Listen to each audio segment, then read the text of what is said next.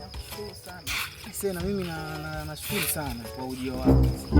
Nafurahi sana. Mama ushakimbia. Shwari lakini. Shwari sheka mwanangu. Unyama ni Mungu. Kama kwa marada mama. Shakimbia mpaka basi. Unatokea wapi tena? Mwanangu nataka nikunusuru. Mwanangu. Hapo napapata Mungu. Kabisa ni. Alikuwa ndio mshikaji. Ndio mshikaji tarehe moja. Jina kwa nusu. Yaani wako namtafuta mwanangu kwa kunusuru hata naye mwanangu. Tena atakujengea watu mwanangu. Unataka kuniangamiza? Wewe unanifahamu mimi?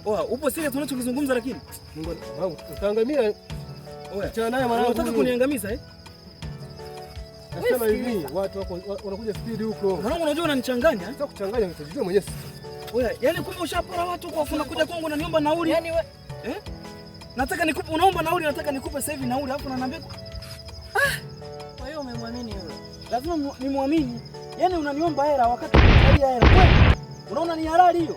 Yaani mwanaume mzima, yaani unajitekea na kujisifia kama umekalia hela. Kwani wewe ukinipa kwako ina shida gani? Hapana, utakiwa kunidanganya. Kwa ushafanya zali unakuja hapa tena kumalizia kwangu tena. Hamna, shika mkoba wako. Haiwezekani hiyo. Ndio maana pita hivi na mimi napita hivi. Nataka kuniletea matatizo.